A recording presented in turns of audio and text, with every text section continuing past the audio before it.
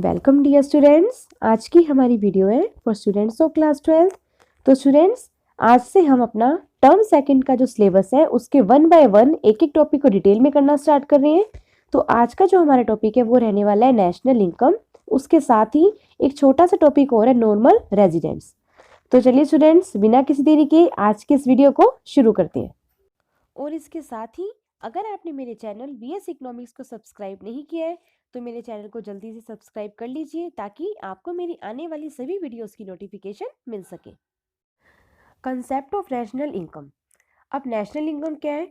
National income is the sum total of factor incomes earned by normal resident of a country during the period of an accounting year.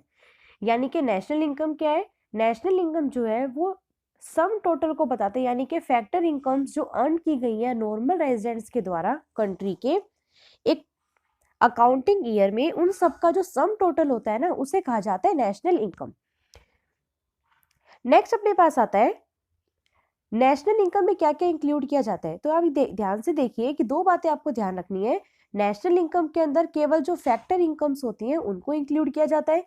Second, it includes income of only normal residents of a country. और normal residents जो होते हैं country के, उनकी income को national income के अंदर include किया जाता है।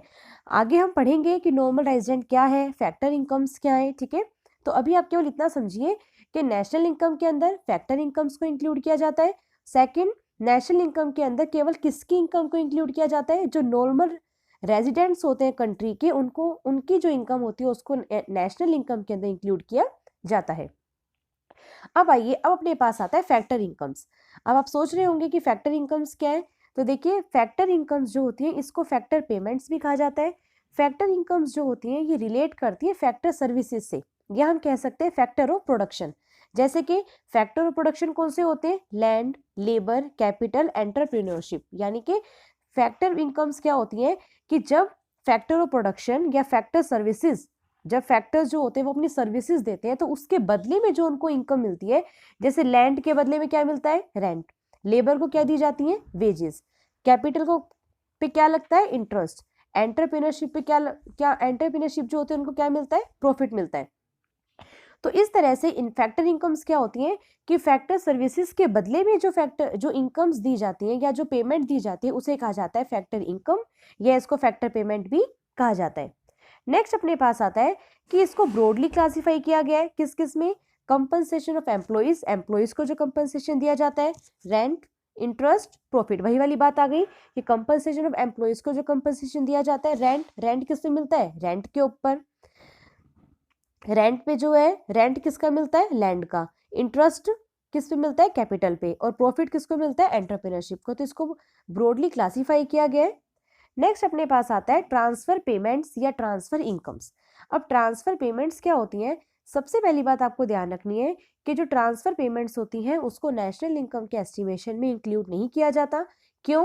क्योंकि ट्रांसफर पेमेंट्स वो पेमेंट्स होती हैं जो वन साइडेड पेमेंट्स होती हैं, यानी कि जिसके बदले में हमने कोई अपनी सर्विसेज नहीं दी है, मतलब जिसके बदले में हमने कोई अपनी सर्विसेज सामने वाले को नहीं दी है।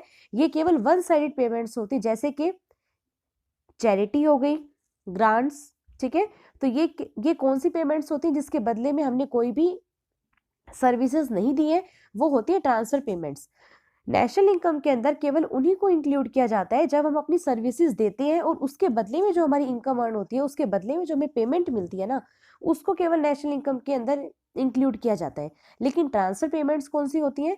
ये वो पेमेंट्स होती हैं जो वन साइडेड होती हैं, यानी कि इसके बदले में हमने कोई अपनी सर्विसेज हमने अपनी सर्विसेज जो है वो सामने वाले को नहीं दी है। ये केवल एक तरफा भुगतान होता है। ठीक है, नेक्स्ट आता है नॉर्मल रेजिडेंट्स। अब नॉर्मल रेजिडेंट्स क्या होते हैं, इसको ध्यान से समझना है। दो बातें आपको ध्यान रखनी है। देखो, नॉर्मल रेजिडेंट्स कौन से होते हैं? वो रेजिडेंट्स जो किसी कंट्री के अंदर रह रहे हैं, पहली बात। और दूसरी बात कि उनका इकोनॉमिक इंटरेस्ट भी उसी कंट्री के अंदर लाई करते हैं, यानी कि जो उनकी इनकम का सोर्स है ना वो भी उसी कंट्री में है, वहीं से वो इनकम अर्न कर रहे हैं, वहीं पे उनका इकोनॉमिक इंटरेस्ट है, वहीं पे वो कुछ काम कर रहे हैं अपना। वो होते हैं नॉर्मल रेजिडेंट्स। तो नॉर्मल, अगर आपसे पूछा जाए कि नॉर्मल रेजिडेंट्स कौन कहलाएंगे, तो नॉर्मल रेजिडेंट्स वो कहलाते हैं जो उस कंट्री के अंदर रहते हैं, और दूसरी बात जिनका इकोनॉमिक इंटरेस्ट भी उसी कंट्री के अंदर है, वो होते हैं नॉर्मल रेजिडेंट्स। नेक्स्ट आता है a person residing in a country for a period of 1 year और मोर, यानी कि जो पर्सन किसी कंट्री के अंदर 1 साल या उससे ज्यादा रह लेता है तो उसको वहां का ऑर्डिनरी रेजिडेंट कहा जाता है। और दूसरी बात, उसका एक जो इकोनॉमिक इंटरेस्ट है वो भी उसी कंट्री के अंदर होता है। तो ये थी हमारी आज की वीडियो जिसमें हमने बात की national income and normal residents. तो चलिए स्टूडेंट्स, मिलते हैं अगली वीडियो में नए टॉपिक के साथ। Thank you.